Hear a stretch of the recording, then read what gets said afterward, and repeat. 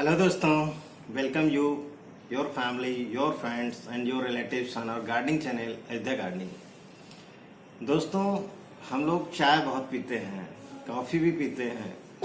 आश्चर्यजनक बात तो नहीं है क्योंकि हमारे पेड़ पौधे भी लाइफ हैं। बस एक इंटरेस्टिंग बात यह है कि वो भी पसंद करते हैं इससे। दोस्तों, चाय भी पसंद करते हैं, कॉफ़ी भी पसंद करते हैं। दोस्तों, ठीक है, ये पौधे हमारे पालन पोषण में इतना बड़ा रोल है इनका कि केवल महसूस किया जा सकता है, शब्द बहुत कम है बोलने के लिए।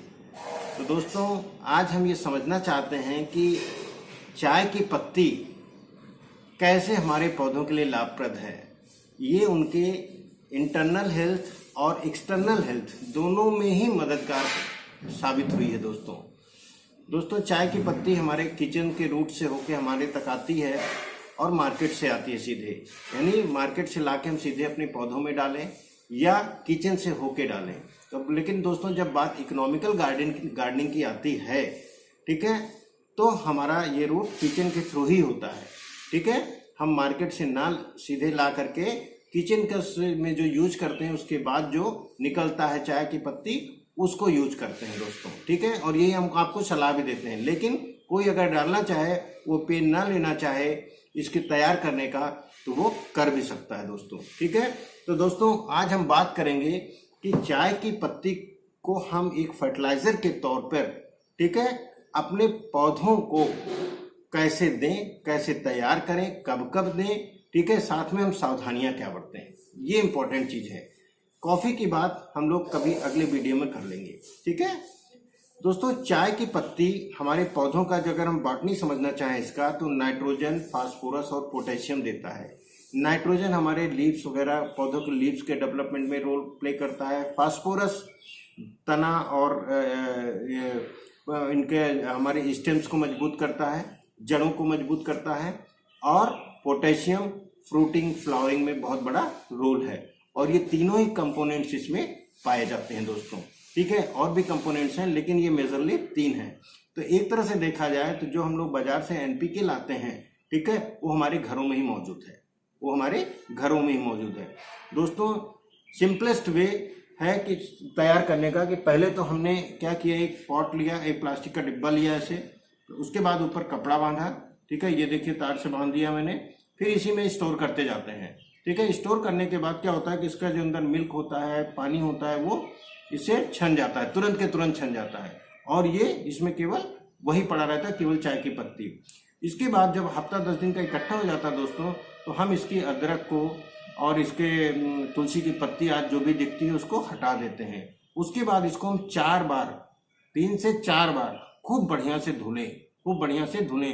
दोस्तों, हम लोग सब एडल्ट हैं, कैसे धुलें ये बताने की जरूरत नहीं है। एक पॉट में लीजिए, पानी डालिए, फिर खूब अच्छे से हाथ से मसल करके उसके बाद पानी छान दीजिए। फिर यही प्रक्रिया 2 से 3 बार करेंगे तो हमारा उसमें का मिल्क और उसका मीठापन चला जाएगा। अगर उसमें चीनी रहेगी तो हमारे पौधों को में चींटियाँ आएंगी और वो हमारे पौधों को नुकसान पहुंचाएंगी। तो जो फर्स्ट पेज है कि हम इसको इस तरह से इकट्ठा करें, धुलें, धुलने के बाद इसको हम धूप में फैला दें। 3 दिन 4 दिन आराम से सूखने दीजिए। उतने में गर्मियों में तो बहुत अच्छे से तैयार हो जाती है। दोस्तों, बरसात के महीने में इसको इकट्ठा करने में थोड़ा दिक्कत होती है, क्योंकि ये देखा गया कीड़े पौधे रहते। तो मैंने इसका उपाय यही सोचा, कीड़े इसलिए रहते हैं क्योंकि उसमें पानी उसका सूख नहीं पाता है, उसमें वो डेवलप हो जाते हैं। तो अगर इस तरह से रखेंगे तो हम बरसात में भी रख सकते हैं, और निकालने के बाद उस स्थान पर सुखाएं जहां पर पानी का नमी ना आए। बरसात के लिए मैं बता रहा हूँ, बाकी आप 12 महीने इसको स्टोर कर सकते हैं। It's a wonderful organic fertiliser for your plants. तो ये तो हुआ इसको तैयार करने की बात। अब दोस्तों, बात आती है कि कैसे दें। इसका दोनों फर्टिलाइजर को देने का 2 तरीका है दोस्तों। एक, हम इसको लिक्विड फॉर्म में, एक इसको हम सॉलिड फॉर्म में, यानी जैसे सूख के आई वैसे ही डाल दें। दोस्तों, एक चीज यहाँ साफ कर दूं कि जब डोज की बात आती है तो हमारे पास, मैंने शुरू में बात की आपसे कि 2 फर्टिलाइजर हैं, 2 चाय की पत्ती हैं, एक डायरेक्ट मार्केट वाली, एक किचन वाली। दोनों में कंसंट्रेशन का अलग मात्रा हो जाती है। यूज करने के बाद उसका कंसंट्रेशन कंपैरेटिवली किचन से जो है वो वीक हो जाता है। तो 1:2 रखें, यानी 1 चम्मच अगर मार्केट वाली ला रहे हैं और डाल रहे हैं तो हमें किचन वाली 2 चम्मच डालनी पड़ेगी। अगर हम पौधों में ऐसे ही डाल रहे हैं, ठीक है, केवल मिट्टी में मिला के उसको मिला दे रहे हैं, ठीक है। अगर हम लिक्विड बना रहे हैं तो सेम रेशियो। तो दोस्तों हमने क्या किया, 1 लीटर पानी में, ये देखिए 1 लीटर पानी लिया है, बोतल है, हमने इसके अंदर ये 3 से 4 चम्मच डाला है, ठीक है, ताकि एक अच्छा, वो मैंने रेशियो बताया था, वहां से कंफ्यूजन होने की जरूरत नहीं कि हम 2 चम्मच ही डाल सकते हैं, किचन से निकला हुआ है, ठीक है। इसका कंसंट्रेशन देखिए उबल जाते हैं, काफी कम वीक हो जाता है। तो हमने इसको 4 चम्मच लिया, 4 चम्मच के बाद लेने के बाद 1 लीटर पानी इसमें डाला है और पूरा मिला दिया।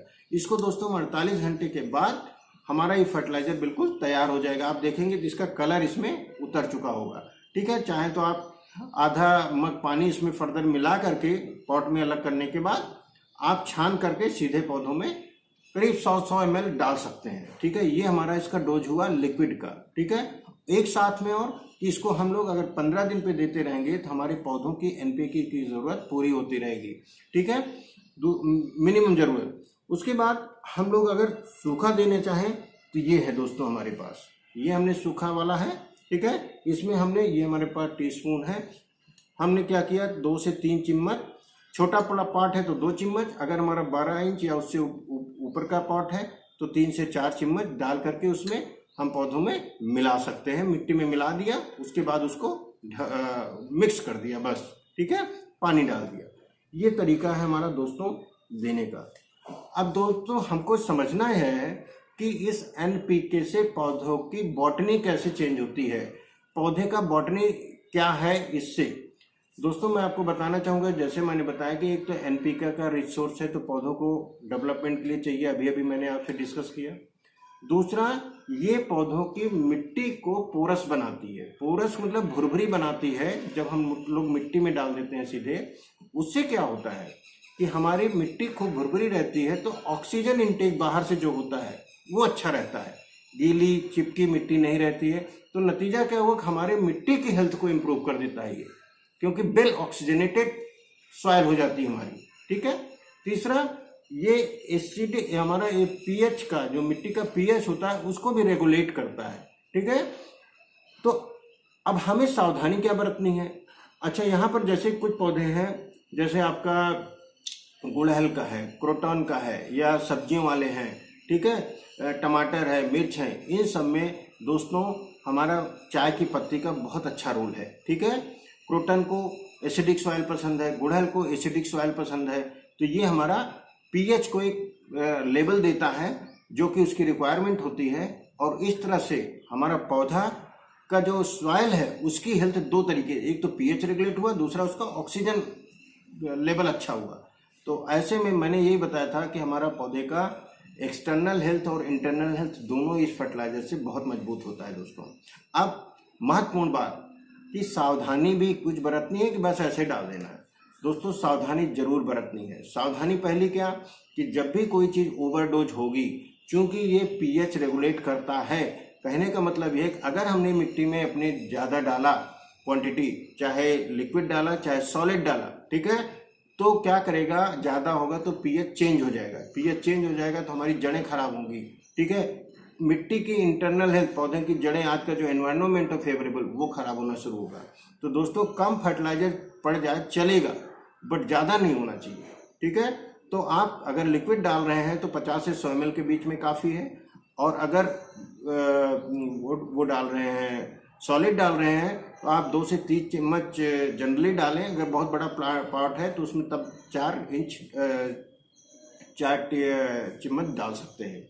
तो दोस्तों ये जो जानकारी मैंने आपसे शेयर करी, हमें ये ध्यान रखना है कि अगर हमारा पौधे की ओवरऑल हेल्थ का दुरुस्त करने का एक कोई फर्टिलाइजर है जो हमारे घर में आता है और बिना पैसे को होता है, तो इससे अच्छा क्या हो सकता है। दोस्तों सावधानी की जब बात आती है तो एक चीज़ मैंने बात कर ली आपसे, दूसरी भी बात कर लूँ कि धुलाई इस चाय की पत्ती की बहुत अच्छी तरह से होनी चाहिए, नहीं तो क्या होगा, चींटियाँ आएंगी और हमारे पौधों को नुकसान पहुँचाएंगी।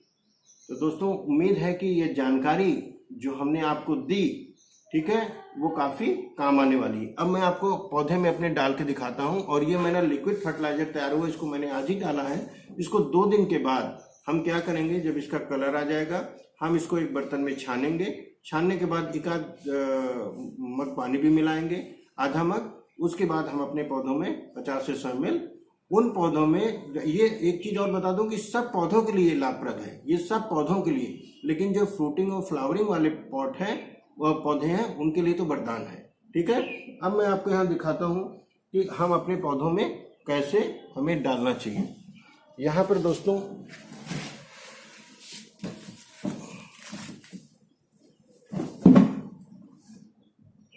ये हमारा पौधा है, ये इसमें हमने केले का पौधा है, हमने